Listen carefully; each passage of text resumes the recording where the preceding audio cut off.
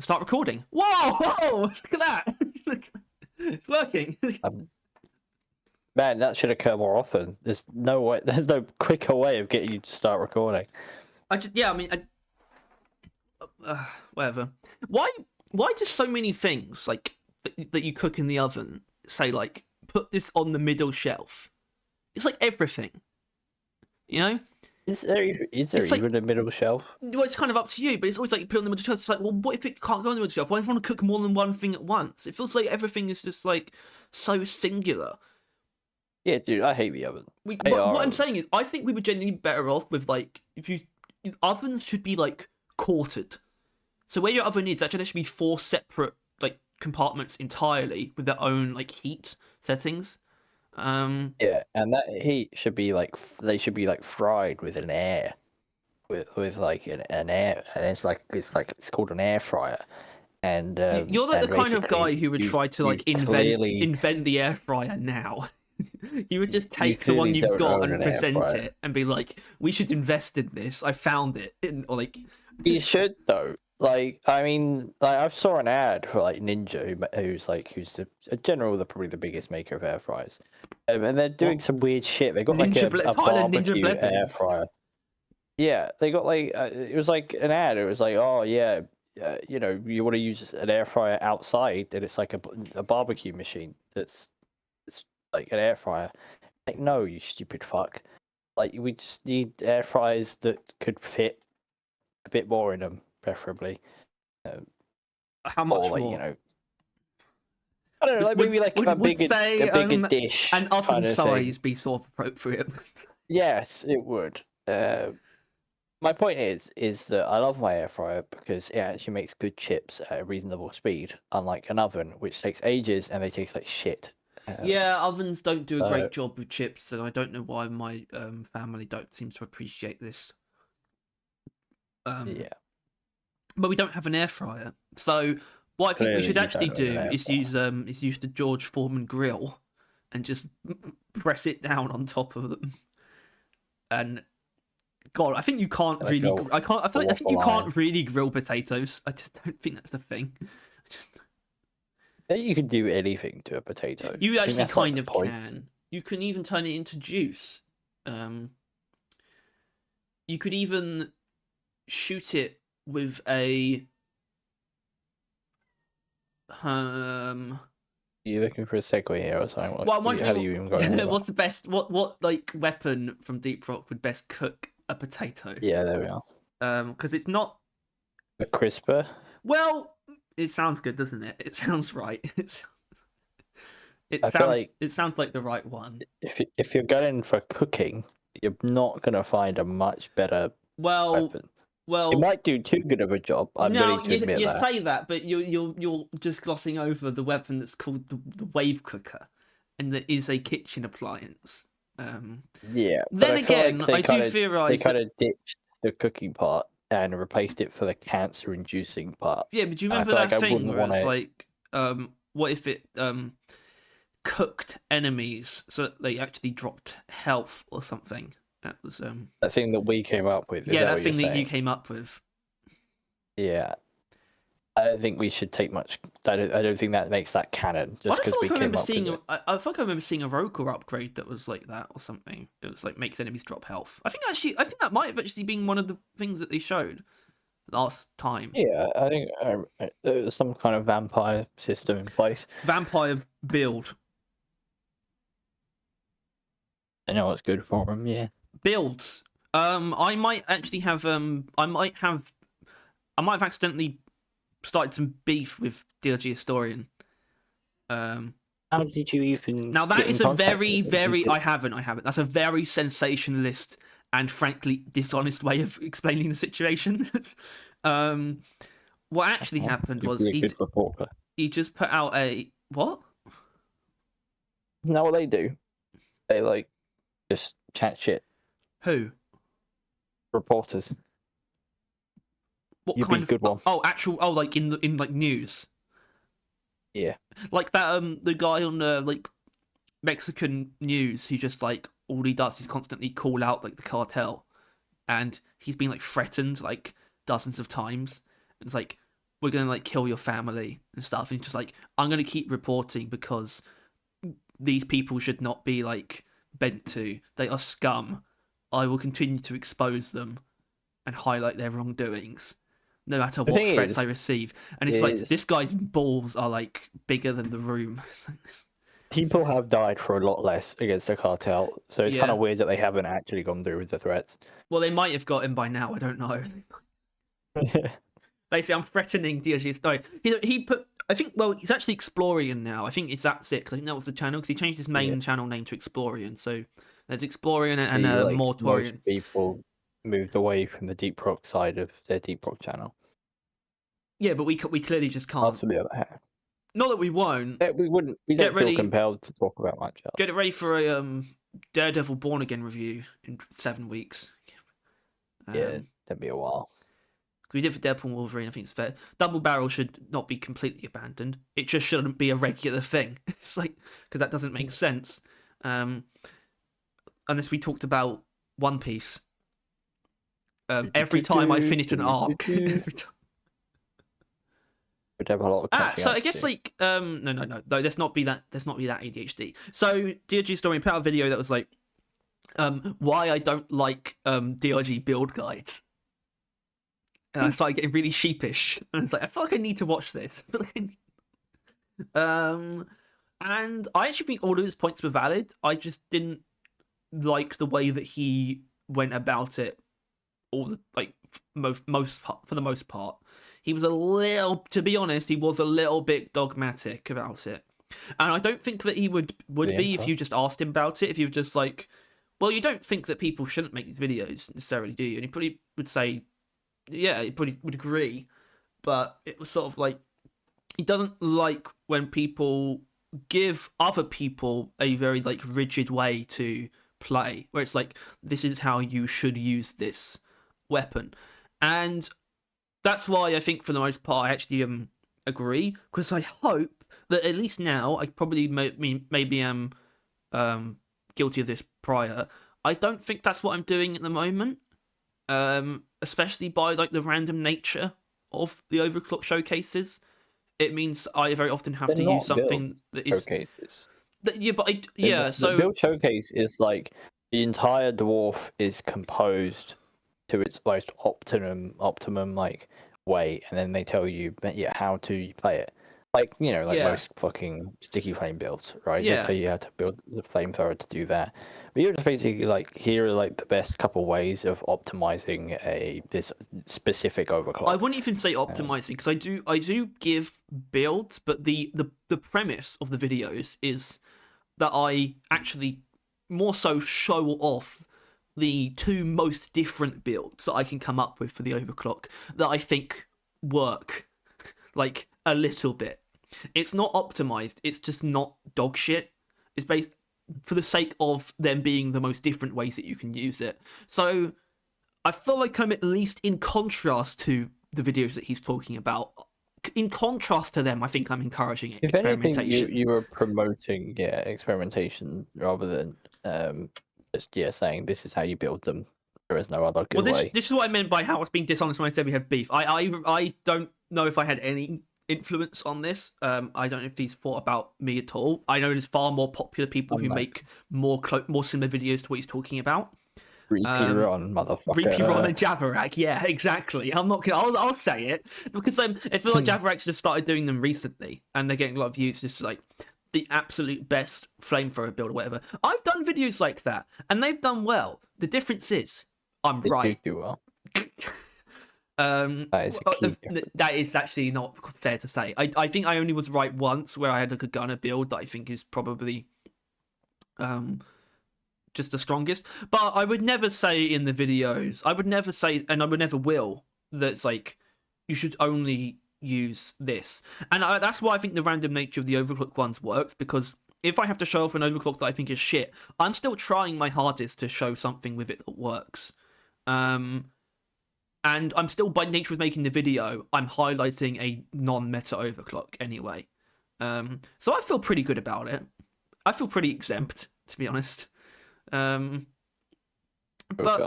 I think he's talking about though, as far as like the people who watch them. I don't know if these people. I feel like you are kind of preaching to the converted though, but it's like the people who watch the really dogmatic build videos anyway, where it's like this is how you should use this class or use this weapon. I don't think they're curious enough anyway. Yeah, they just want to play. They just want to be strong, and they're not particularly either. They're not willing or they're not competent enough to create their own. Like, yeah, build. I don't think I've ever been like bad enough at a game like that I want to be good at to like look up like the best builds and whatnot. I don't think I've ever done that. Have you ever done that? Yeah. Are you the kind of person who watches these types of videos? You watch Marvel Rivals strategy guides? Builds. When it comes to builds, I am very much against like being told what to do.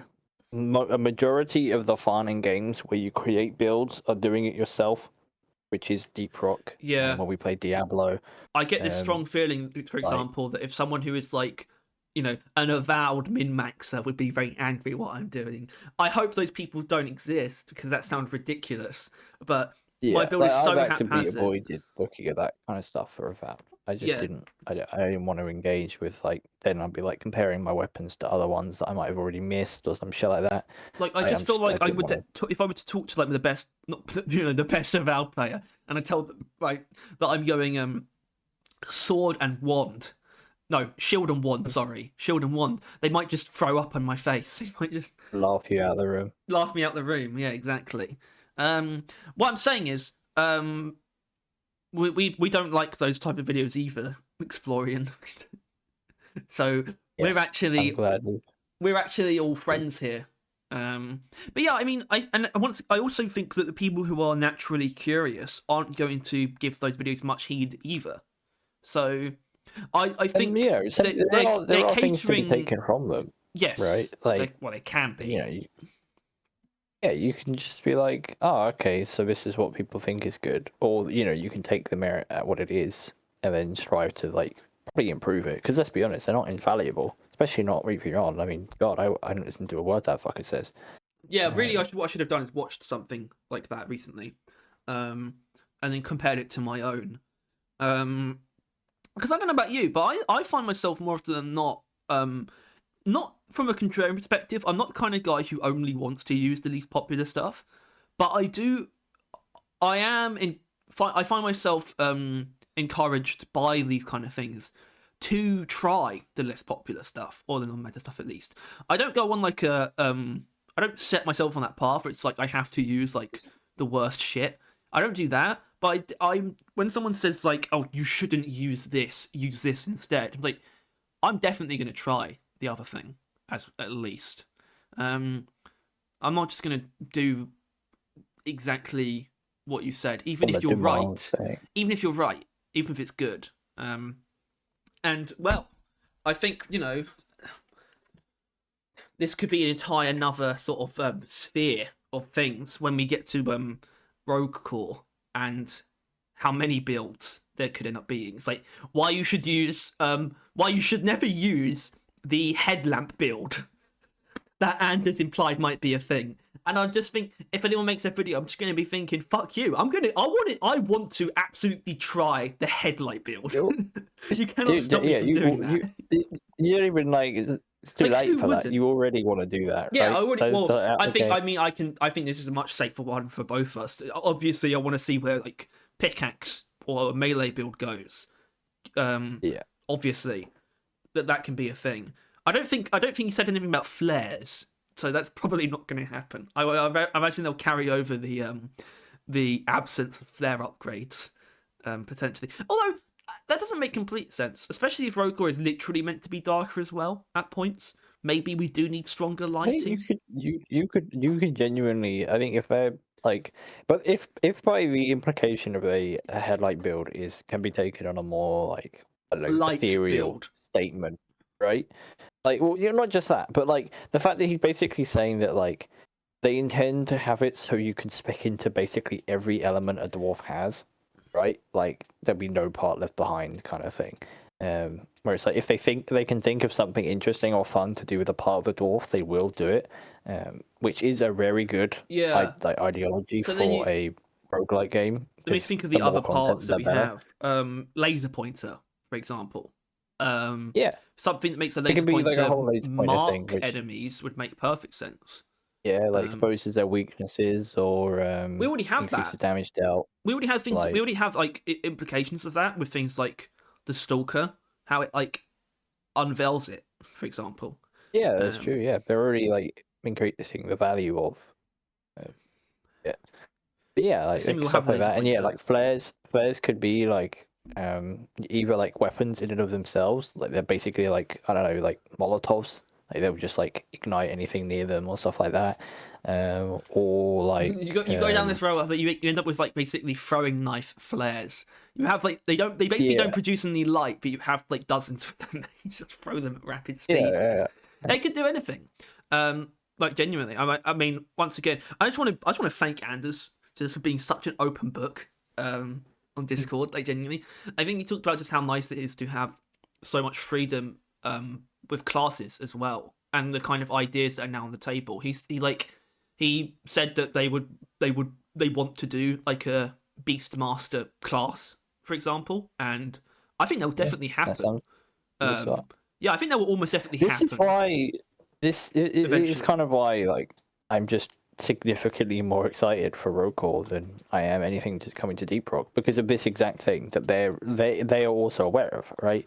Like the potential of that game is unlimited, right? It's like taking like all of the limitations they've been running up against on Deep Rock Galactic, like all of the ideas they've had which have been like turned down because of, you know, reasonable reasons, like it wouldn't fit in with the world, like it would open up the door to too many things or stuff like that, are gone now. This game, like, you know, there wasn't they never wanted to add flare upgrades to, or they probably never wanted to. Eventually, they stopped playing around with the idea of adding flare upgrades to Deep Rock.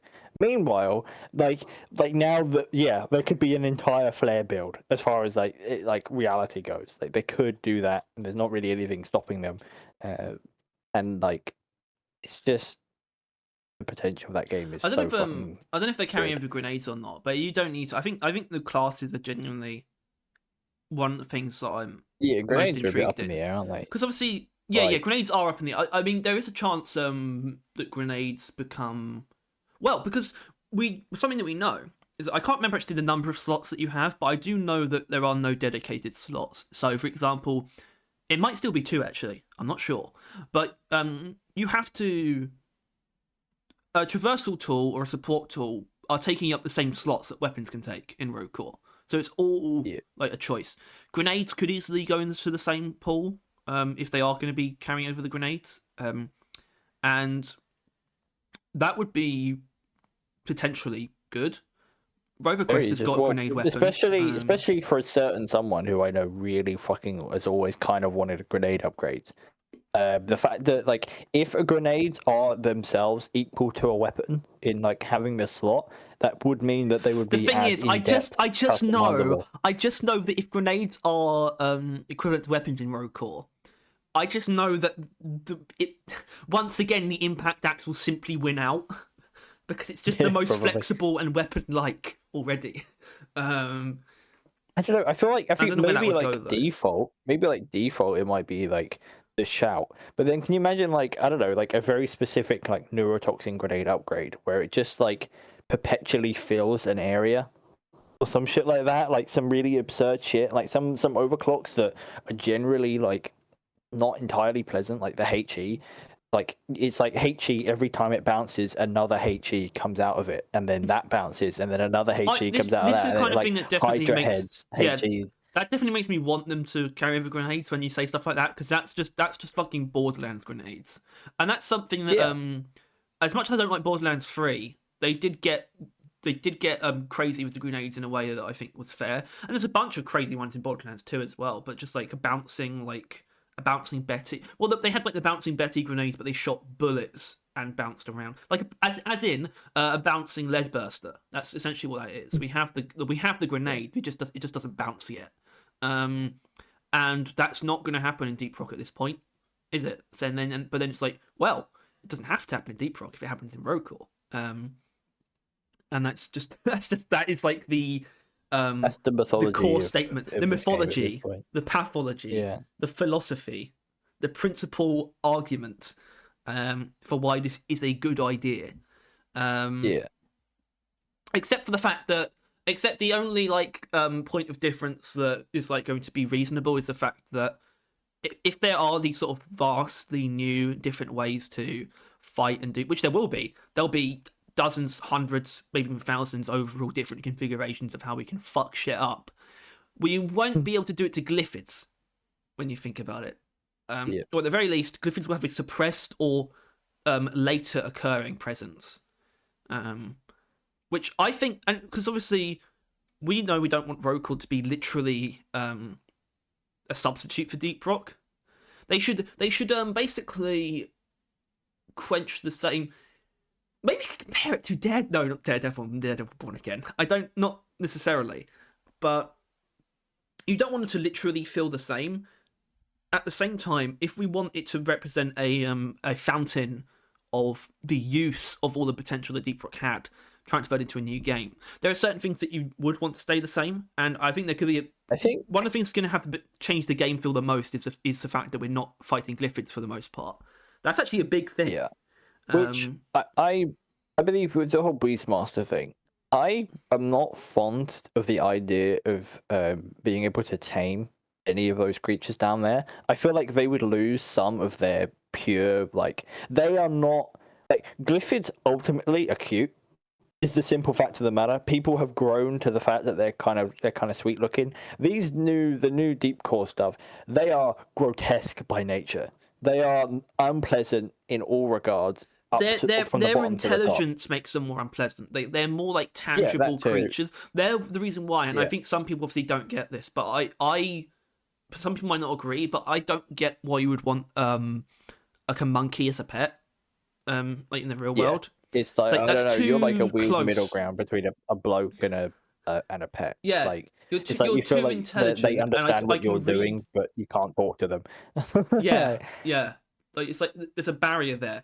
Like, and obviously I don't think that applies to most of them, but I think Glyphids, they kind of are. And I think a Beastmaster class anyway. A Beastmaster class should be a Glyphid Beastmaster class. It should be Beastmaster from Deep Rock, but brought over.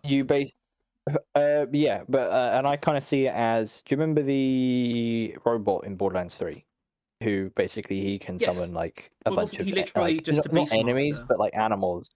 And they weren't necessarily enemies in the game. Not necessarily. No, they weren't, but like and basically you would summon, probably like lowest tier Glyphid right out the gate, but then as you upgrade, you can either go Glyphid Guard that then turns into like a Praetorian eventually, or you could go Glyphid like Acid Spitter, which eventually turns into maybe a new type of Glyphid that's like a superior ranged one, like that kind of thing. And it has like the Glyphid has a branching path which would naturally come from Deep Rock. I can imagine it going down the route of like like if there's a Beastmaster, you have like a melee and a ranged creature route. And they end up being either like the Arbalest or the Lacerator or something, and maybe there's a super upgrade of both. I don't know. I think that's the thing though. We don't know a legendary a legendary upgrade would be just basically a fucking dreadnought. Would be fucking insane. It would be, right? But that's the thing. We don't know the height of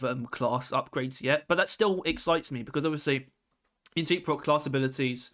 Well, first of all, we've had the same classes for so long, and the class abilities are fairly rigid, really. But what defines the classes in Rogue... I think, weirdly enough, even though we're going to end up with more of them in Rogue Core, I think the classes will feel a bit more... will stand out more. Because when you think about it, well, in a different way. Because obviously, Deep Rock, really, the classes are really defined by their weapons, I would say. With the exception of one tool that probably defines them quite... Like, Gunner is not defined by his tools. Is he? He's not defined by the fact there's a shield or a zipline. Driller is obviously defined by his drills, but that's it. Engineer is really defined by his turret. Scout, I think, is the closest to where both his tools represent him quite well. Thing is, I would say engineer isn't even that. I wouldn't say engineer is just the concept, right? Yeah. Like because turrets is like, I don't know. I feel like his platforms meet that criteria like just as well. Build stuff. It's just because Yeah. Yeah. Builds things.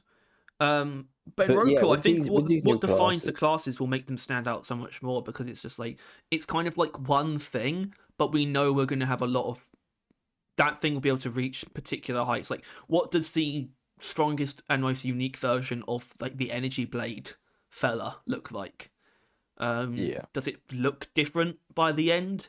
Is it like literally slicing through like entire like caves Yeah, do like you at get like a once? super giga wave with like super strong, or can you actually start getting it like really frequently and it becomes like a constant melee kind of thing? Or like there's so many branches. It's probably elemental, as mentioned as well. Like you can swing it and anything that is left alive is like shocked or on fire Well, or I some can shit easily like imagine that. a version where it essentially fires out like a breach cutter like shot when you swing Yeah, it as well. It's like becomes like that, like like the recon in RoboQuest or something like that with the wave from the dagger. It can do a thing like that, um, which is actually like once again not a bad place to look either.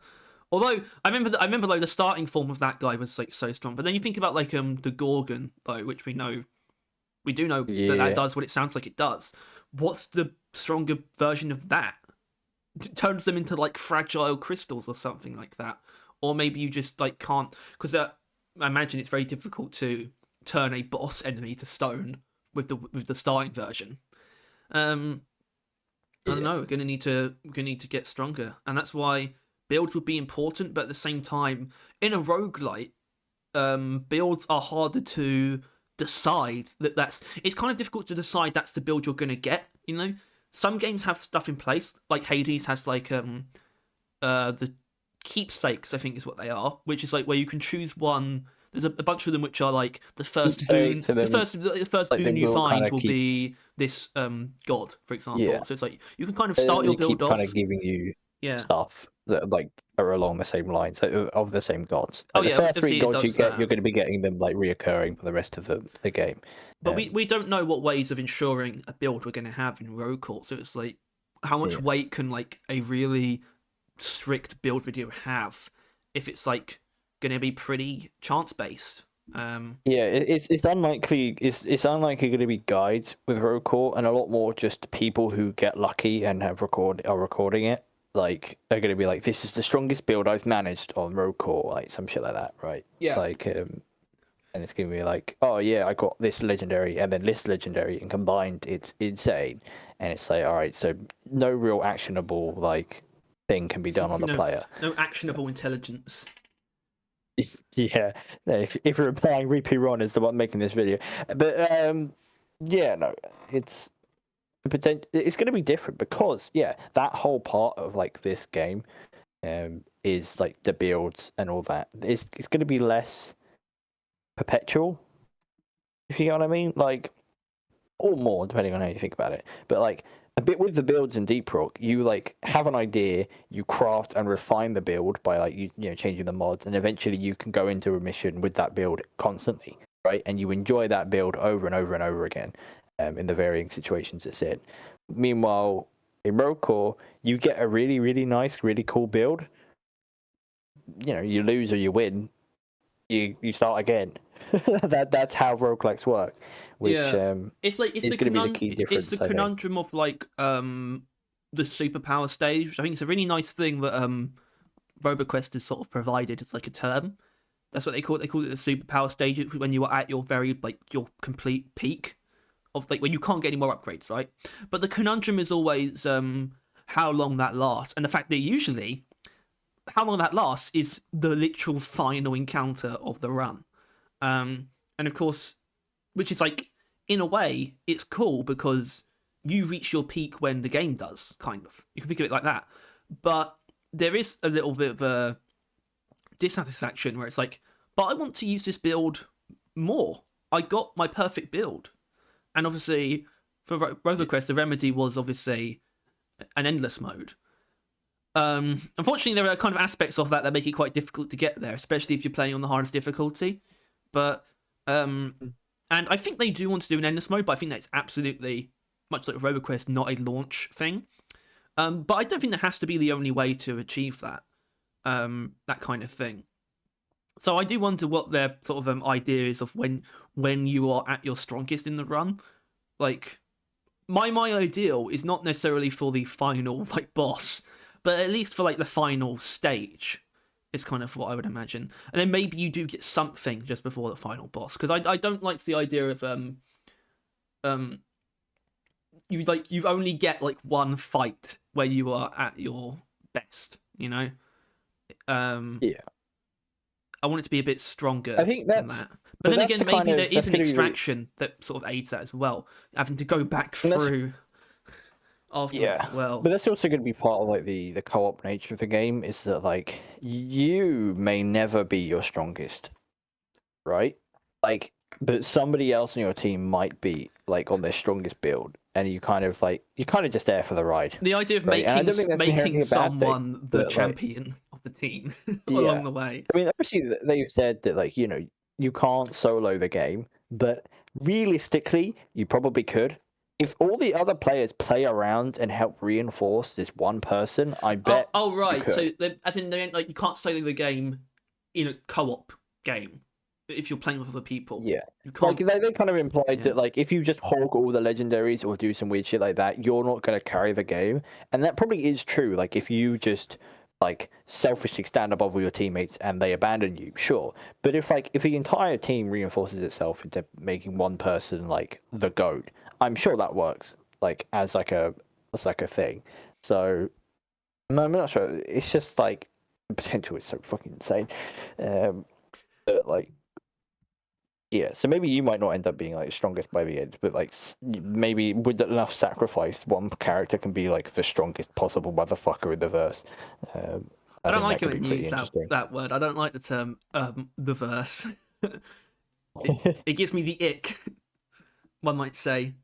We're going to talk about the potential of the Reclaimers. There is a little bit about this, kind of meant to be about that. We got something from the newsletter to touch on in that realm, but there is also a little bit of something seen in the thumbnail. I guess the Triple I initiative is going to have something to show soon, some kind of another, I guess probably live stream, and that's a cool thing. The Triple I guys, not the kind of thing that we would like live stream anyway, and that's why I remember thinking about one of the topics potentially being pointlessly, like arbitrarily ragging on the pretty abysmal anniversary stream, but there's no point doing that. Yeah. There's no point doing that. When you mentioned that, he tuned in and was wondering why the fuck we were even like still there, like what we were even doing. Yeah. Well, I'll say like we won't do that for that if it's the same. The on the horizons ones are a very specific thing, and if like the anniversary next one comes around, it's very clearly gonna be like that again. No, because that's not why we're there. But then I think about it as well. It's like not that I blame them. There's a bunch of things. Like first of all, the anniversary stream happens whether there's stuff to show or not. They also all had the flu at the same time, but so it's like I don't blame them for it not being like just a showcase live stream for like no good reason. At the same time, when I look at that stream, I don't know what anyone's getting out of it apart from them. Like, that's entirely just them fucking around, but in a way that is not really for most people. I think most people kind of want something to chew on rather than what that is, to be honest. But maybe we'll get something in the Triple I because they did say.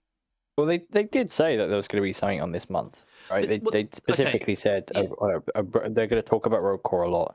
I think there might be some actual reveals, but what they mainly meant was these Q&A streams that they do every month now, which is kind of presented like a normal Deep Rock stream, except they will get someone from the main team on, and it will be like focused on picking out Rogue Core questions from chat. But I think there will be some actual reveals. Of course, next month we enter the second quarter of the year, which means there will be closed alpha news within the next 2 months, I would say, objectively. But even then, maybe some reveals aside from that. There's this little teaser to do with the Triple I initiative. It's sort of like this elevator shot, And I think it's just very clearly that's just some kind of either loading screen or just sort of rendered thing potentially for a trailer of the Reclaimers descending. I think that's I can't remember the actual how they've talked about the game flow. I think that must be after you go through the wall. I think. No, it's you going right. down to the wall. Well, because you've got to go all the way down. Hold on, but that thing wasn't a drop pod thing. Though. That was an elevator in a building.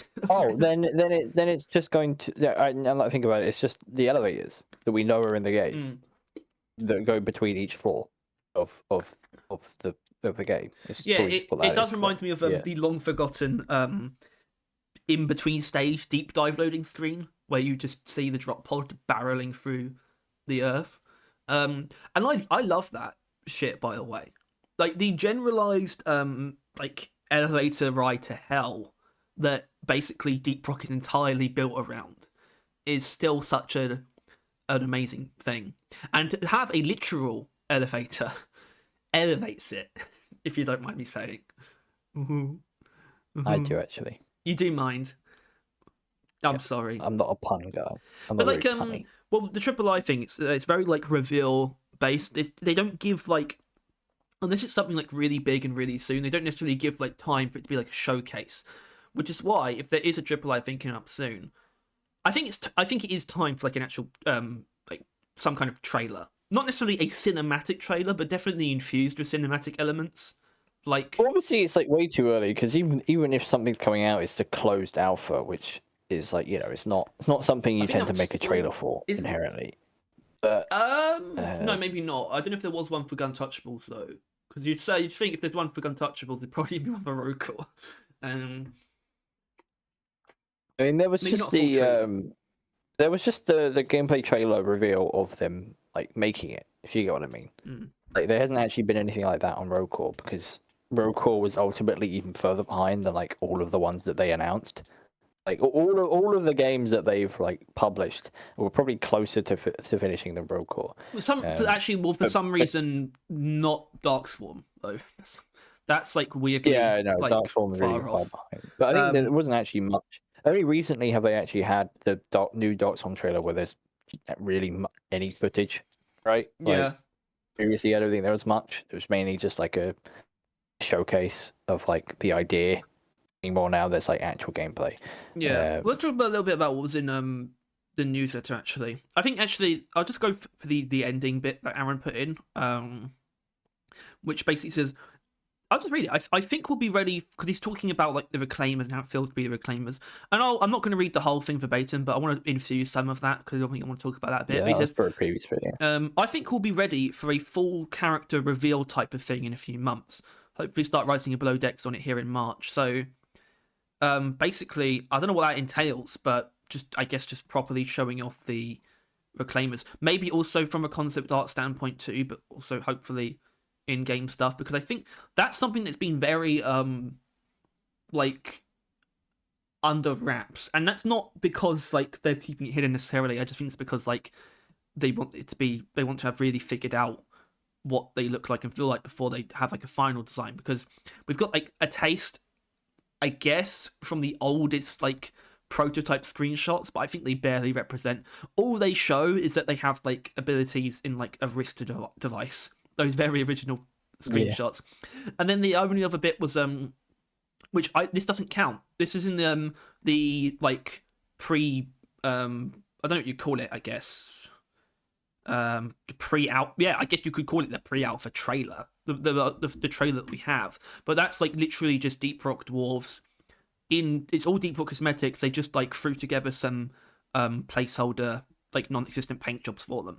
So that's not really what a taste of what the Reclaimers look like. And I think it's going to be important, especially because as far as we know, the plan is for them to they're still just going with the same voice actor, which is understandable. For the most part, not that I think they should be stuck with only the same two voices forever across the IP, but I think it makes sense that the dwarves have the same voice actor, because I think that will help actually make the differences clearer, if you know what I mean.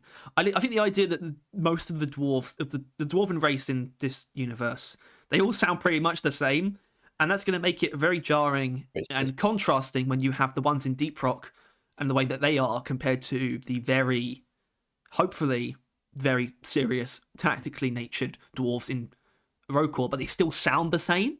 It's just what they say is completely different, you know?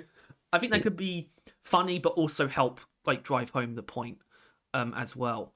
But it's not that there shouldn't be any banter, because once again, another thing that Anders has like basically said, and this is really cool, by the way, and I don't know if we knew this already. Apparently, there will be, once you pass through the like mission control's presence is going to be very suppressed because you have no external communication once you pass through the wall. Pretty cool. It is pretty cool, but then it's like, does that make you want more banter, or does that make you want them to, our characters, our dwarves, to more so lock the fuck in? You know, they're gonna lock in. I think I think locking in is like a vibe that's almost being like conveyed by Rokucore. It could also be just because mission control isn't there doesn't mean there isn't nothing. If you get what I mean. Like more down there, you might hear like Ellis it could be just like a static voice coming over the radio every now and then.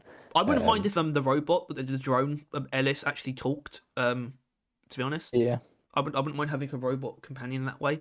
That would also offset it. That would literally be like not Master Chief and Cortana per se, but more so Master Chief and Guilty Spark, who's like this really annoying fucker. But like the dwarves are so like locked in and serious that it kind of just washes over them. That's like very much so a thing when you have like silent protagonist games, but they have like a or mostly silent protagonist games, but you have like a quirky other voice, I guess. Not that I want that exactly, but for a third voice to be sort of added to like characters in Deep Rock to be a robot, I don't hate, especially because I mean, you don't have to do that because the robots, they managed to get a lot of personality out of them without doing that, but that would make sense because Ellis is always going to be with you. Was he called Ellis? Yeah, I think it's Ellis, but it also doesn't mean anything. I'm pretty sure it's not an acronym either. So I'm going to bring up a couple other things that Aaron talked about what's actually established. We've already established that Reclaimers are these sort of corporate SWAT troops, but we've also got to think about who they actually are and what culture and traditions do they keep. Like I love that stuff. Like we've got to think about how different they'll be as dwarves between the two dwarven types, because there should be things that remain the same. Like what separates them from the others, really? Like like what do their rooms look like? What makes a Reclaimer and what makes a pleb? Yeah, like where like the dwarves' rooms in Deep Rock are like pretty like messy. They often have like just rubbish like on the floor and stuff like that. Do the Reclaimers also have that, but then also like a set of weights, or is it just a set of weights and the protein powder on their windowsill? You know, and the fact that I think, and obviously we actually did see it in the prototype stuff, but I'm so glad that it seems like the gym is making it into Rotor. Even if it's not fully interactable, I think that is actually such a nice little just flair like for the Reclaimer's character. Maybe not fully, like you're not going to be able to get in reps and dumbbells, but if you can't punch the punching bag and the physics engine makes it go fucking apeshit, that's not. Then I don't know what they're doing. That's not even a thing. Like obviously, I think it'd be weird if that's not there, but that will not be like a thing that could be staved off. That will be a constant recurring suggestion, and one that none of them would disagree with. The only way that doesn't happen is just oversight. But that will happen. People will just say it enough. There are much more important, much more obvious oversights in Deep Rock, the original game. We're putting it that way, but still, like much more obvious, much bigger oversights. Like lots of pieces of content that have barely been touched for like heavily extended periods of time. Like deep dives took ages until they remembered to like add the newer game modes to them.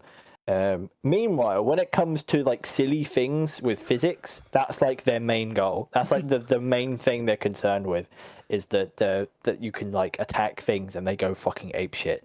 Yeah, that's we like also their main concern with every event. we also, as far as this is a weird, probably going to change, but apparently there aren't barrels on the ramrod at the moment. At the moment, Whoa.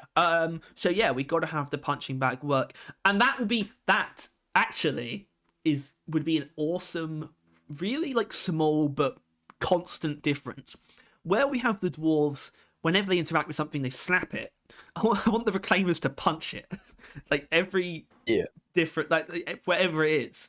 I mean, what they normally, the snapping stuff though, it's usually not like for there's also like the robots loot bugs, but obviously I think we know there's going to be no loot bugs, but like there's probably going to be no petting full stop, right? Like they don't strike as type, unless they want to have like a softer side be able to be shown by the reclaimers. It's like maybe they can pet things. I don't know how like hard and unfeeling you want to go, really. I feel like you when you're playing, like you never do anything like that. I think is the kind of impression. But maybe like if you go into their room, there's like a loot bugs annual like under their bed or something like that. Like they have the urge to pet the loot bugs, but they can't. They don't do it. Yeah, they can't bring themselves. It really makes me. Well, I wonder if they'll put like the fucking weird loot bug thing in. That was the April Fool's joke, except they actually have one on the ramrod, I guess, just held captive, and they just use it to get like. I don't know what they would do with it though. I don't want to think about that. I do want to think about whether or not because there hasn't been like a much said about it, but I think it's been brought up, and there is the idea of the rock and stone. And I think that is a legitimate thing to talk about. That is like, it almost sounds trivial, but that is genuinely one of the most important pieces of Deep Rock's identity. Maybe the most important. The thing is it like, I think they understand that there is genuine value to that, right? Like we're not even talking like just like, like in the game role playing. Rock and Stone, that mechanic specifically is a key part as to why Deep Rock succeeded. Right, and they know it, right? Like just straight up, like why Deep Rock didn't fall into the abyss of indie games that no one gives a shit about. Yeah, like a key part of that was Rock and Stone, and so it's kind of like, do they just bring it over, like just carry it over because of course they would, or do they try and like recreate a new one? Which will only ultimately be a shadow of Rock and Stone. So let's be honest. Here's my take. Carrying it over verbatim with no changes is a perfectly valid thing to do. That is a completely understandable and recommended thing to do. Like, there'll be no problem with that. And obviously the other option is try and come up with something else. But you can't. As in, you can't try. If there is something else, it has to have just come up. Like, their plan at the moment should be just carry over exactly as it is. This is like the one thing that is shared between all dwarves, basically, could be the idea. That should be the plan for now, unless some magic happens and they just come up with something that no one could have come up with by trying. That's the only way you get something different. You cannot force it, because it wasn't forced in the first place. It's hard to catch lightning in a bottle twice. It basically never happens, but that's why you shouldn't even be trying to, unless it does actually happen. Plus, if it has like a different one, like if they should have their own variations on it for sure. Yeah, sure. But if it has like like Deep Rock is Rock and Stone, Rocore is like Delving Deep, some shit like that, right? Like it would then basically become like a cry for anyone who prefers one game or the other, for better or for worse. Like if there will be like arguments, which is just people go Rock and Stone, Delving Deep, Rock and Stone, Delving Deep, and it's like basically fucking ratios who wins out with the amount of people that say either or, and it's just kind of like Rock and Reclaim. Yeah. And then there's kind of an argument that like they don't like Rock and Stone was amazing for building morale and getting players in and like spreading the word, the word spread, they don't inherently need that kind of thing for roll call. Like, advertising wise, like Deep Rock is the advertisement for roll call. That's kind of like job done. Yeah, try and not think about that cynically, because I don't think it is. I think it's actually a very cool thing that what roll call should be is them actually taking advantage of what they've built, and by basically of not putting it on its head entirely, but still evolving it. Roll call should be basically a maturation of what like Deep Rock is in every way, where it's like you're all on this ride now, so let's go down to hell basically. Now we're all on the on the elevator. It's like it's now all familiar with the universe, which is Deep Rock. Let's fuck some shit up. This is the sequel that is like, almost, I don't know, like darker than the original. Like it fucks around with stuff the other ones didn't want to touch. Yeah. I don't want to get into customization yet. I think that could be its whole thing. I think that would be a much better discussion to have once we've seen. It's a much better thing to talk about once we've seen parts of it. Yeah. But I do want to throw something into the ring, which is just I want to throw tattoos out there, and not just because that was obviously like a thing that should have happened in Deep Rock when they added them, right? But because it's so much more fitting of the Reclaimers as well. I really want tattoos to be a thing. So just think about that. Just think about it. Just think about it a little bit. The thing with tattoos is, you would need to expose skin for it to matter. That's really that's the key thing, right? It's like there's no point in adding tattoos if they always all wear big armor, or even just most of the time wear big armor. Like, exactly. There's no reason to add a bunch of tattoo cosmetics if there's only like one armor or one class that actually reveals skin. Like, yeah, and whether people like it or not, unfortunately, I don't know if you agree. Face tattoos are just are actually kind of ugly most of the time. Face tattoos have to be very specific. Face tattoos work in fantasy things for me. I don't think most people in the real world with face tattoos, I do not think look good, unfortunately. But you could have certain tribal things. We've got a lot of dwarven sort of symbology and iconography that's been created through like things like Fourth Relic and all that could be turned into decent face tattoos, I guess. It's like, but I don't know, it's not completely necessary, because if you think about how formal they are or militarized compared to the other dwarves, they're not going to be wearing shit like Dawn of the Dread, are they? Really, when you think about it, it wouldn't make sense for them. But obviously, that is a conversation about the differences between like the art direction and the want for just certain cosmetics, because you could argue that things like the holiday outfits that we have in Deep Rook don't betray the aesthetic, and I might agree with you, but that becomes much more dangerous if it's like we end up in the same place with Rokor, like how much more important is it to you that these characters are characterized in this particular way, no matter what cosmetics are available? Where like the holiday stuff, if you have a certain idea of what the dwarves are in your head, the holiday stuff could potentially fracture it. And that's the thing is, but those are the only silly cosmetics, though. To be fair, is from the holiday stuff, or mainly. Yeah, like there's quite interesting, because recently, obviously, the main DLC cosmetics have been pretty serious, right? Like, I mean, not that the other DLCs are comedic. I don't think they really are, but you can't deny the recent two have really gone hard in the exact thing that people have wanted them to, and the reception of which has been phenomenal, right? Both of them have been praised highly on how good it is. Even though like last year was like a small downturn year, like not by much, but was a downturn year for Deep Rock, like numbers wise. I think Order of the Deep was still like the fastest selling DLC.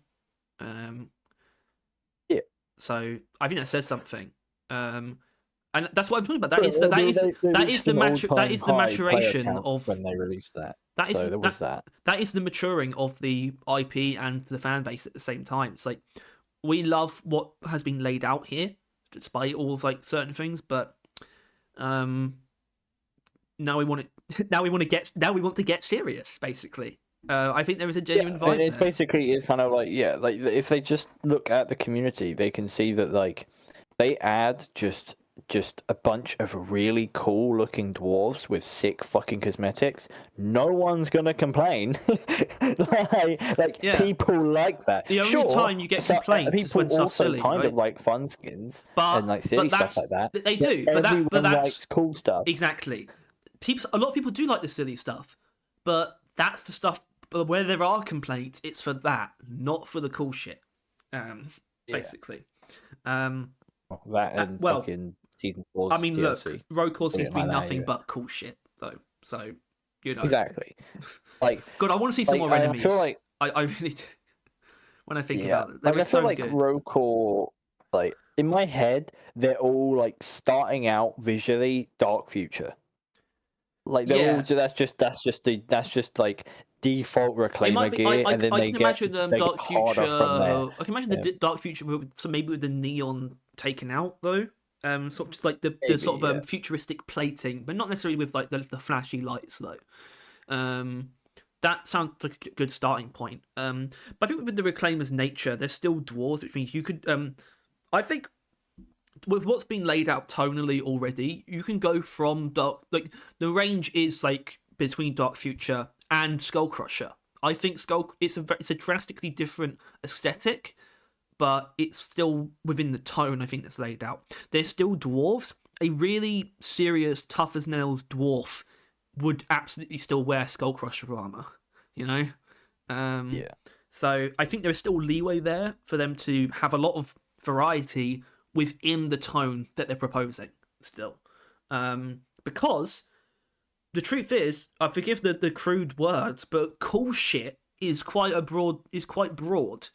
You can get a lot out of things still being hard as fuck. You don't have to dip into silliness to get variety at all. I want cyborg shit, man, too. Like proper cyborg stuff. Like Warhammer style stuff. Yeah. I think that's fucking steampunk. Recency bias there. Punk at the end of it, and that'll be some nice little variety. Yeah, I'm surprised dwarf punk isn't so. I mean, that could easily be a thing at this point. It's some theoretical like deviant art like subcategory. That's definitely like a dwarf punk like thread or something. I imagine. Yeah. On DeviantArt. Yeah. Anyway, I think just let's take a brief look at one of the only write-in that we had. It's so sad. I don't remember what the question was though. Oh yeah, I asked about how, given that the current plan is for the Reclaimers to share the same voice actor, how different do you want to expect them to be from the original dwarves? And what sort of inspiration would you like to see taken with design and personality of the Reclaimers or the Ramrod? And so Mr. Cheese, our loyal soldier, came to the rescue. To question one, said, I think it'd be cool to see a more serious and tactical spin on the traditional dwarf voice lines. If these are the best of the best that DLG has, I'd expect to present themselves as such. Even more than that, though, it would be more impactful if they spoke significantly less than the classic Miner.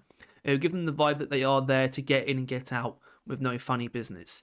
So yeah, we talked about the seriousness differences, but that can also come under frequency of them talking, like how much they talk. Yeah.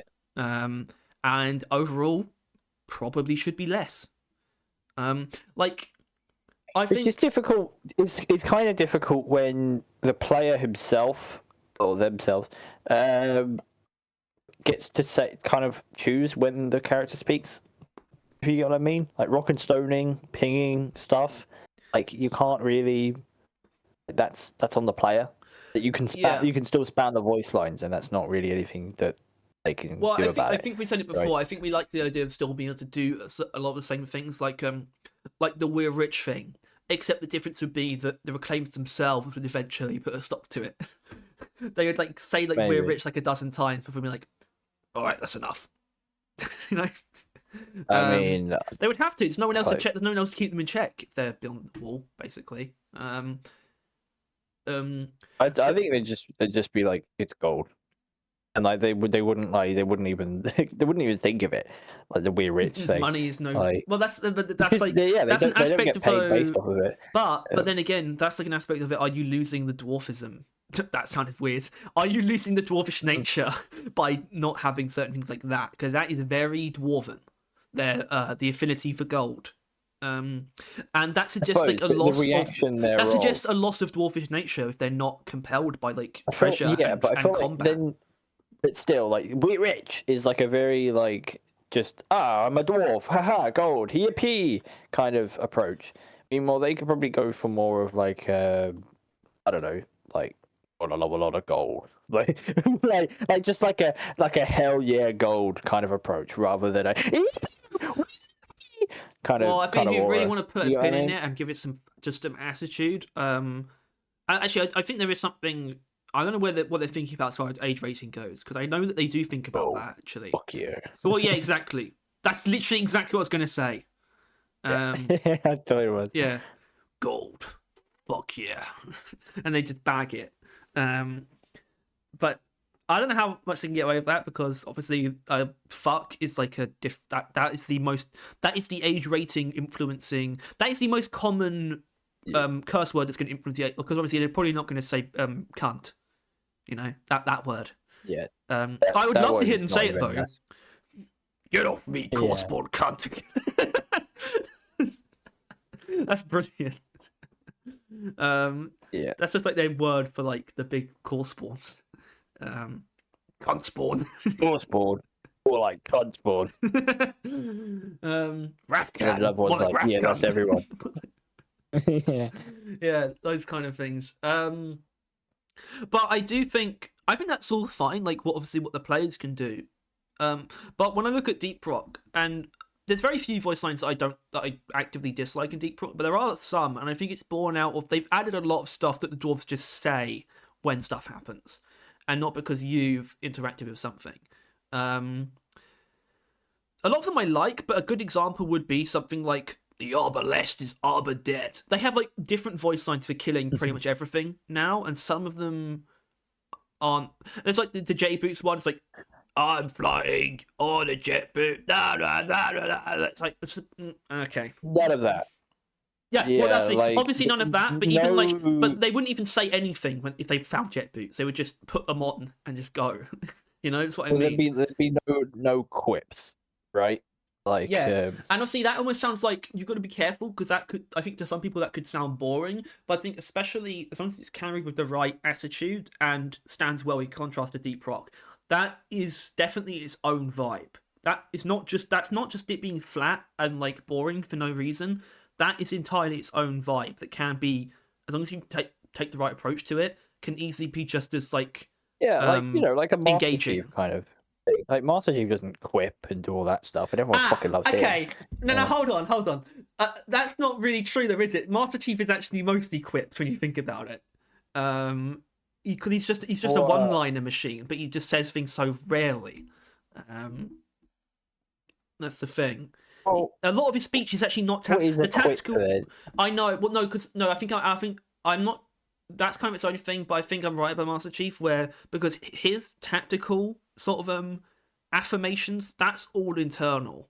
He actually he does seem to actually like being like a bit of a badass. So he usually only says something when it's like short and sweet. He doesn't need to say the tactical like informational stuff. Cortana does all that for him, basically. He can just like quip about. But I think there is absolutely a vibe in and of itself, which is just being super tactical and fucking locked in. Especially if they sound the same as the Deep Rock. That I think will make that work. Like genuinely, I think them sounding the same is not a problem. I think it will really like make the differences very stark. For sure. For sure. Yeah. Oh shit. I dropped my hot pocket. They could if they. I'm not sure like if they swear more or they want to like imply that they swear more because they could add like a swear jar in the Oh my god, the swear ramrod. jar is an amazing thing to have on the ramrod. Like That's so great. it's like either they do swear more and like the jar is like well I feel like that's how you make it imply that they swear more but they actually don't. Like they can still swear the same amount as the dwarves in the normal rig, but like you imply that they have a real potty mouth, like a proper like they are Yeah, and the sailor truth is, swearing like, kind of thing. military guys do, like, because, and the reason why they do is because, like, just with giving and like receiving orders and just whatever. Not that my understanding of this is particularly strong, but just going about military business, there's so much like um aggression infused there, and swearing it just helps them hammer shit in. That's why they swear so much, because it's just like um I wouldn't dare to actually try and think of like a very accurate term of phrase for like an actual soldier or communicate between a soldier and officer, but they swear a lot because it just makes everything like more I think swearing is like it just comes statistically just being proved, loud like and statistically explosive in proven to like be the way that sergeants like talk, relaxing. like loud and explosively and directly.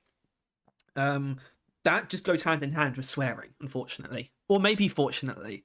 Um, it's kind of just part of it. So I imagine that I want there to be then that makes me want a contrast between when they're sort of talking more casually and maybe when they're sort of shouting things at each other, like, or calling things out in combat. I would love for there to be a genuine difference between them in combat and then out combat, like the very very quiet, reserved out combat, and then just like whenever. Not that they would necessarily be like shouting all the time during combat. When they do have to say something, or like when they're calling out an enemy, for example, that's going to be like a fucking like it's going to be raucous. Like I don't want to shout right now, but that's the kind of thing. Yeah, I mean, this was like I find this almost equally as exciting as all of the build stuff because frankly, um, Deep Rock does gets not gets away with a lot, but it gets by a lot and has gotten by on personality, and that's why it being different but also still having just as much personality is going to be a balancing act, I think, especially because a lot of things we're saying, which I think we are on the right lines about what they're doing, they kind of sound like less personality. But I don't think they are, as long as you go about it in the right way. So, as long as they do, and I'm not going to be one to say that I know exactly what the right approach is to making all that type of dialogue land, but if they do go about it in the right way, that's absolutely just as much personality. And a lot of that's going to come with the ramrod too, which is just sort of how the living space is presented and things like that.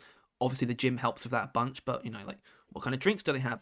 It's just all good shit. And that being implied as something that we'll see more of pretty soon is also nice. So we have to keep an eye on that. But anyway, of course, Mr. Cheese also answered the second question. But he says, obviously, to his previous point, like to see a more Spec Ops take on the Reclaimers to make you feel even cooler than normal. I want to feel like an entirely different breed of dwarf. It's like Urukai to normal orcs or something. It's like a different breed. What did I actually ask? Oh yeah, I asked source of inspiration. I was mostly thinking of literal other examples in fiction. So a good one might be the Space Marines, literally. Or better than that, I think Halo actually has this outlined okay.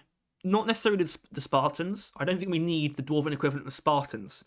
But the difference between UNSC Marines and ODSTs. ODSTs are basically seen as like a halfway house between Marines and Spartans, despite the fact that ODSTs are like there's no enhancements there. They're just that elite that they are seen as closer to Spartans than to average soldiers. And their job is just to basically be shot from space. This literally Odin's team is orbital drop shock troopers. So they're shot from space in like little drop pods, directly down into wherever they need to be. And I think there is something reflected there with the Reclaimers a little bit. They are much meaner and more direct than Marines usually, but they're also a bit more close knit as well. They usually are in more like defined teams as well, which could also work for what's going on here. But they are literally just the darker version of like darker, more elite version of like the grunts of the military. So you can look there for inspiration. There is also the fact that the Marines are almost always open helmet, and ODSTs just aren't. They have sort of very Spartan-esque helmets.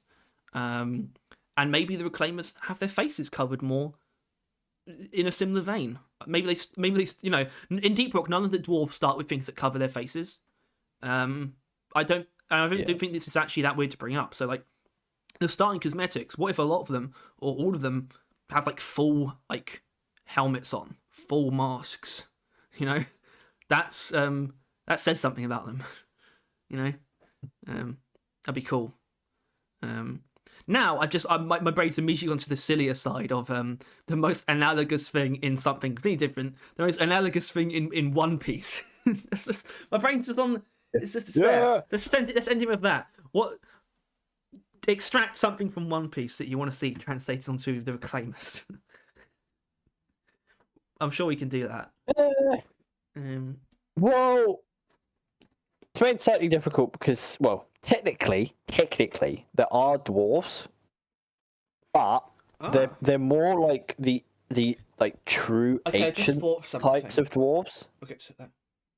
Like not heavy bearded dudes.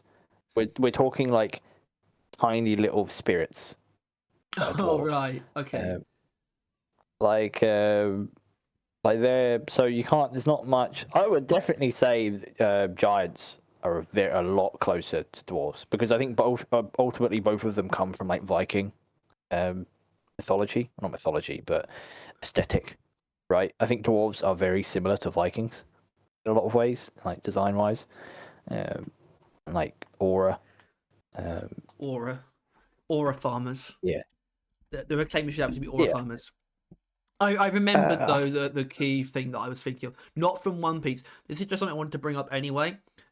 The difference between so the main like, dwarves in The Hobbit, so the dwarves of Erebor, like Thorin's company, and then the Ironfoots, like the army that shows up in the Battle of the Five Armies, and how they're like decked out in like full body armor, that's like very tactical as far as like fantasy armor goes, and they're just this military force in comparison to like the bumbling like company of dwarves who are not like they're like completely scattered in terms of like their origins. Like some of them are just like one of them's literally just a toy maker and like just farmers and miners, and then the Ironfoots show up and they are pure combat. They're nothing. It's like that's their entire game, and they look it as well. That is something I thought of the other day, and I think that's a perfect thing to put in contrast. But also, having Dane though at like the forefront though of the Ironfoots makes it a little bit different. Billy Connolly is kind of a bit of a different vibe. You pretty want to go in some way, shape, or form. Yeah, you kind of want to swap as far as what the leaders are though. You'd actually want to swap the two. Whereas like Thorin also has like the Reclaimer vibe than Dane. Well, yeah, literally. What do you mean literally? You mean literally like just because he's reclaiming Erebor? Is that what you're saying? Yes, because that is entirely fair. Yeah, I mean, that is literally he's literally a reclaimer. Yes, they are. They absolutely are. Goal. Yeah, so where's the fucking dragon ghost ship? Yeah, well, they're pussies. Oh well, you know, I can giant, like space flesh creature that we wanted to call a dragon. I can imagine like a Rafkan boss being a very like sea monster. So dragon It'd be a adjacent more whale, thing. like like Laboon. Which dude? If If they actually had the fucking source running through their veins, because those things are already inherently magical, right? Just straight up, they are flying via magic. They ain't fucking around with like wings or whatever, like bothering. They're just flying. If that motherfucker is like basically dives into like a portal and like reappears out another portal like a fucking whale, I will sell my soul to Ghost Ship Games. That would like, be. I don't give a shit. That would be a perfect like disruptive Wrath Count enemy. Like that wouldn't be the biggest one. That would be like a bit more of like a fella. That's like the menace basically, isn't it? Really, but it goes about things quite differently. Maybe. So I prefer the thought of like a giant fucking basically like space white whale. Oh, okay. So then, like then that could work in a boss scenario then as well. Yeah. Well, we'll have to design it then, won't we? Eventually, we got a bunch of designs, and now at this point, yeah, we got a bunch of stuff to think about next time, because this is where maybe this was shorter than you expected, but I think we've gotten the sweetest of the conversation out of the way. So we can put, just because we could talk more does not mean we should. This is probably more like how it's going to be until the actual early access launch, I would say.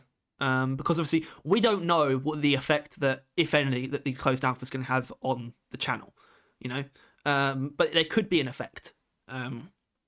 Yeah. So it's just best to see. Well, these are going to be. We would tend to get PCs for that, so there'll be some sort of change. Because I will at least have a PC for that.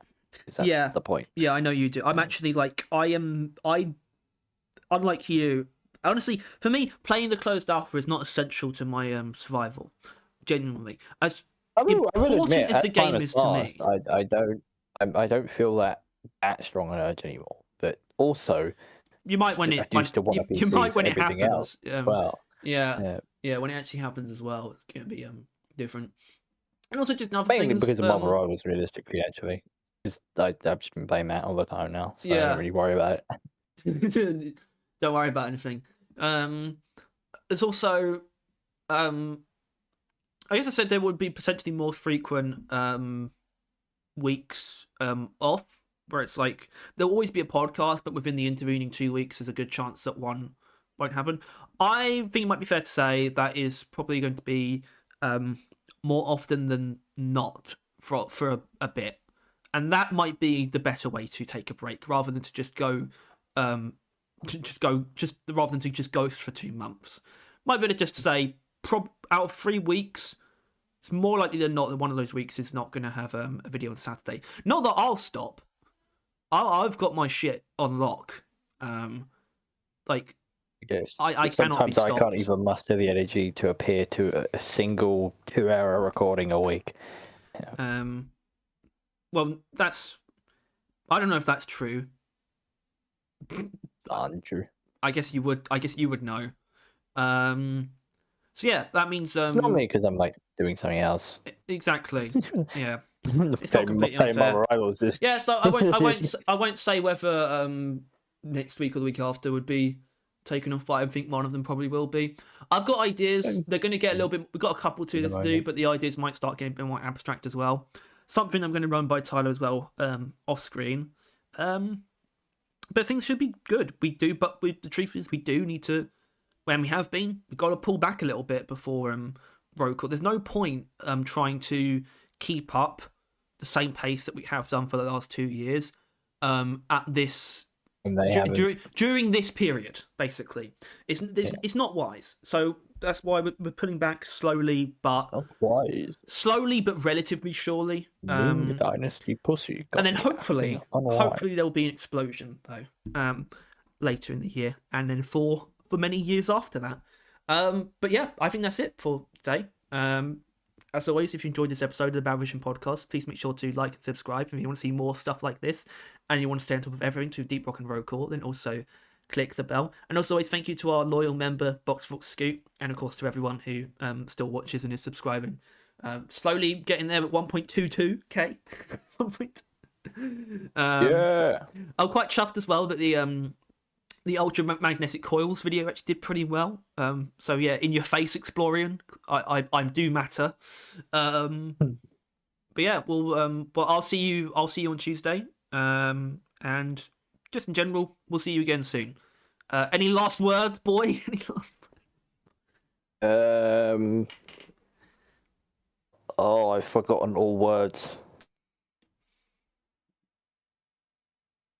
Is that being like my I love that my actual last words. Oh, I've forgotten all words. Yeah. Perfect. All right, we just hit an hour 20. Either That's that very. or, like, hell is real. That's very.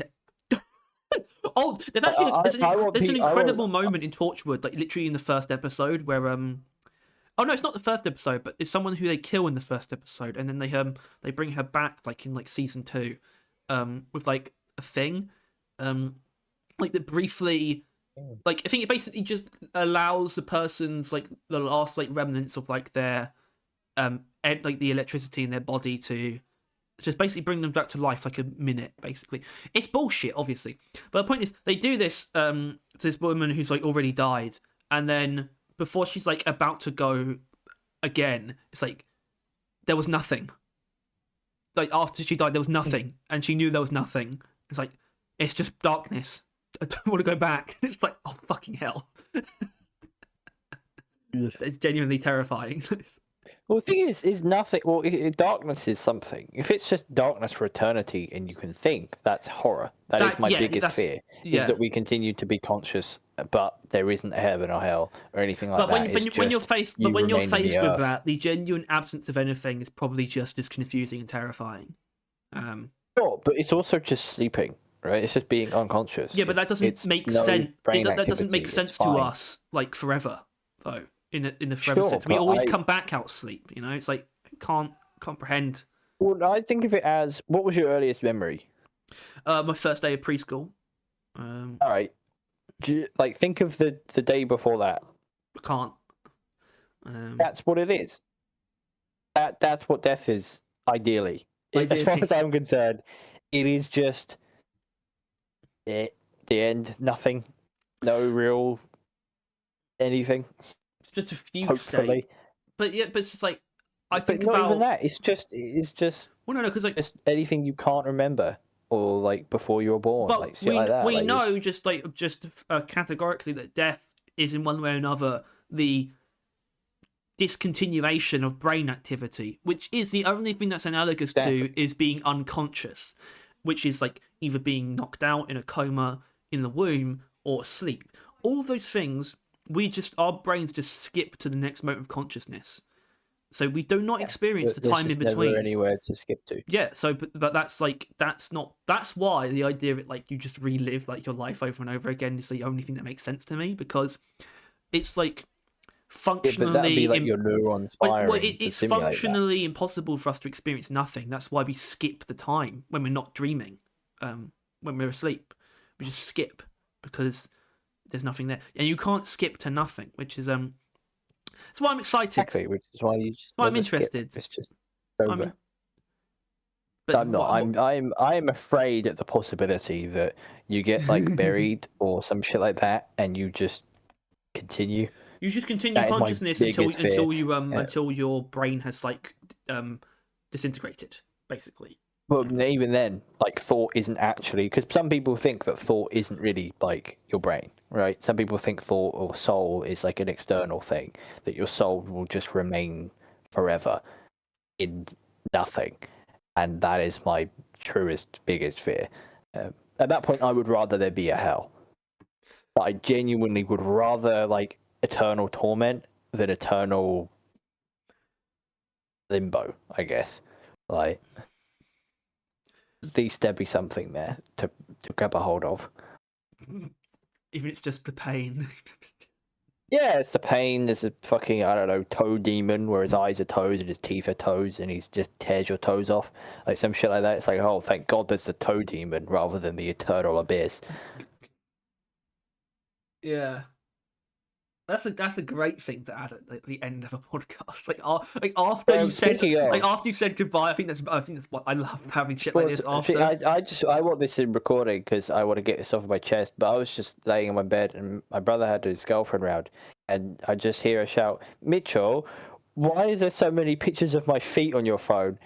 And I and then he just said I just kept screenshotting them, which. That also confused me. That is confusing. They kind of dropped it there, but I'm not happy with the knowledge that I think my brother has a foot fetish, and I'm not particularly happy knowing that. And obviously, I don't know him very well at all, but just from what I do, from what little slivers of Mitchell I have experienced, this is weird. He comes across as someone who would entertain the idea of like having a foot fetish without actually having it.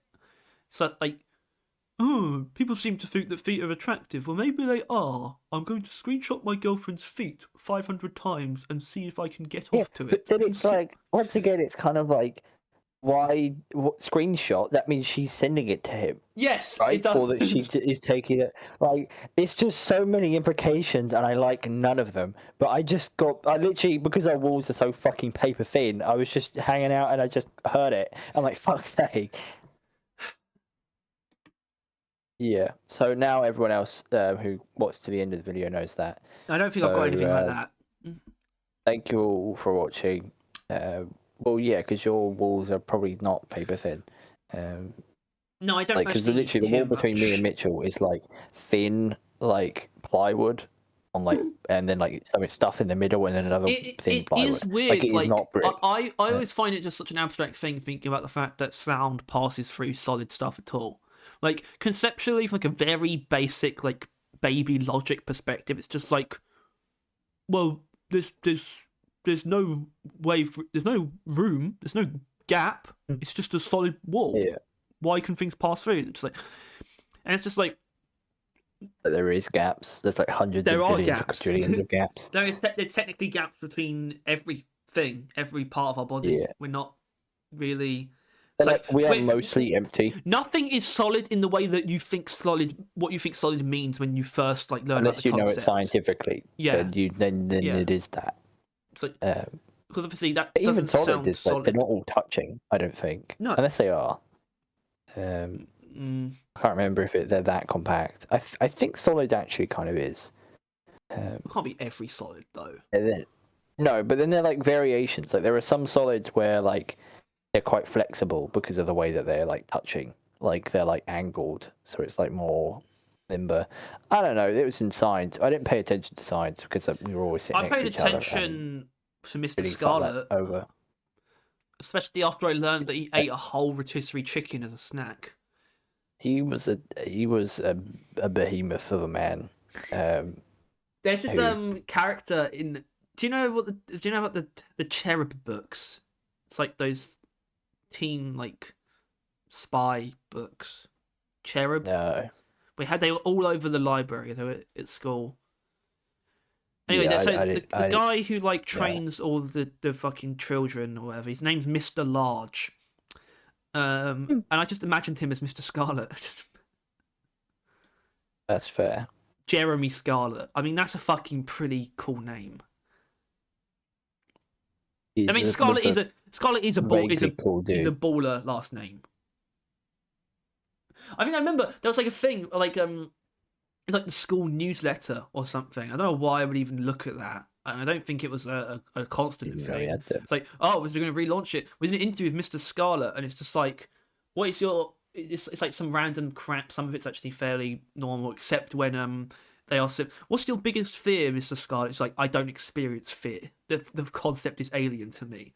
It's like, it's kind of fucking enigma. Yeah, I love when you just taught us. I love like I do love real world like characters that you just encounter. No, like it's like people that you're like NPCs or characters. There's no real middle ground. They're either like really interesting or completely unnoteworthy.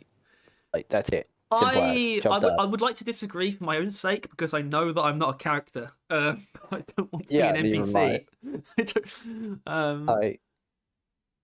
Well, what worries me are people who are NPCs even behind closed. I think we could potentially be clarified as NPCs in like our public like, appearances. Sit down and, like, watch YouTube and play video games. Like, we're not unique. No, but in my way. brain, I'm a character. But I think some people aren't. I think some people are just NPCs through and through. Well, that's the difference, because NPCs are still people, but they're people that don't like break out of the system. Not like system in the boring way, but like, if you're walking down the street, well, it's not that. Like, the point of it, an NPC just walks down the street. Yeah, like a character, fucking, I don't know, just starts sprinting when he feels like it, kind of guy. I don't do that, but I'm also constantly thinking about what's passing by me, who's passing by me, like the color of the ground and these things. And I think NPCs, they just don't have. It's just like just walking. Oh, but like just going from point A to point B. Character doesn't come from what you're thinking. Character comes from that's what I mean. I think there's a yeah, I know. But NPCs, literally, I think of a video game, the NPCs don't have thoughts; they just have actions.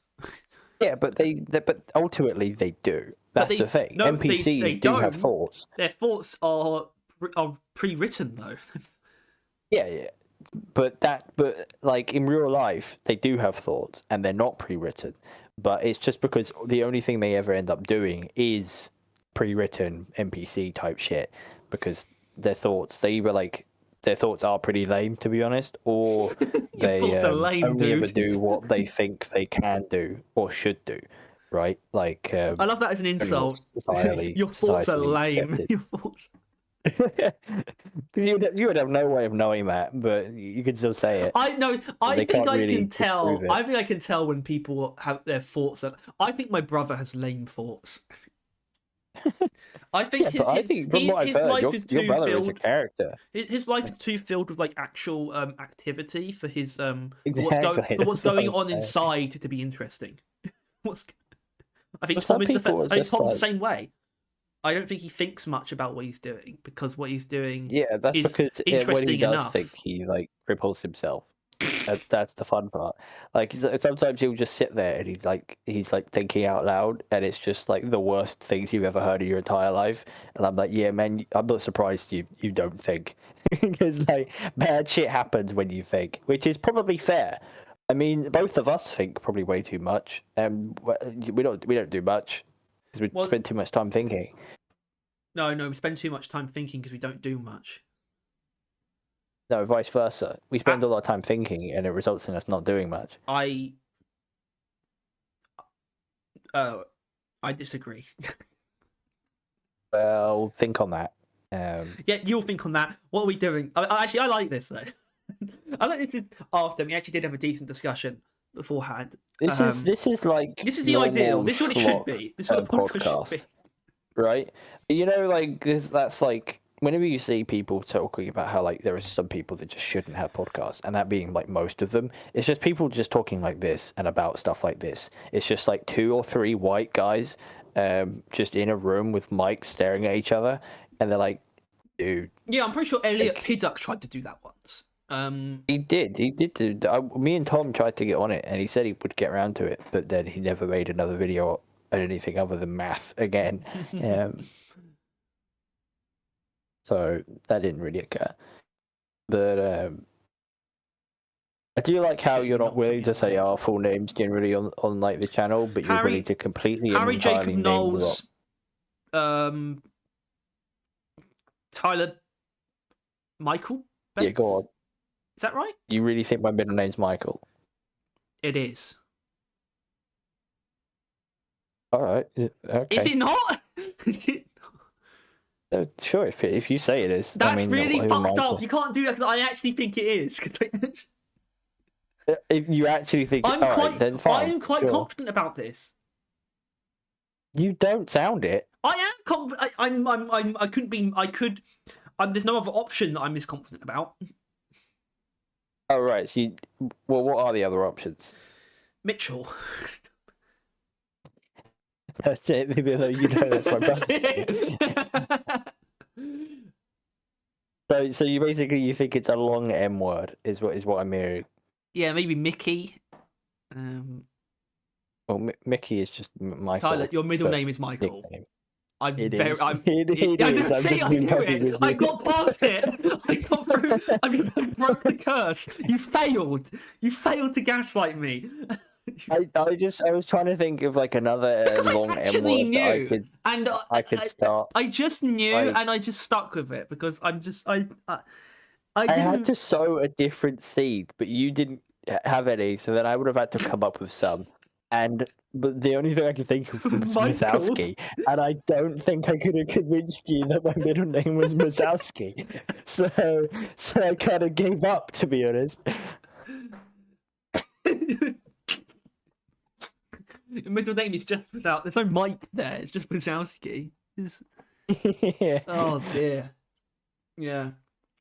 The funny thing is, like, Tom like doxed himself like immediately the first time he did anything with us on the channel. Yeah, every time really, because every time I'd bring it up and then he'd do it again. Like, I mean, what does it matter? I don't even think he lives there anymore. He's basically just like stays in the flat and gets high all the time. No, he said the only time he goes back to his dad is when he's got a girl. The poor bastard. The poor bastard being his dad. Yeah, that's fucked up. That's fucked up. Because it's never the same girl. Except recently, he's dating like a woman from a tribal mountain who sacrificed chickens. Yeah, I mean, this is the best one so far, though. I genuinely think she sounds like she likes One Piece. She's a keeper. Like the simple as. All right, this is getting too personal. Yeah. So, what are your jacking off habits? Left. No, I'm not going to say that. I'm not going to tell you that I use my left hand, even though I'm right-handed. All right. As long as you don't.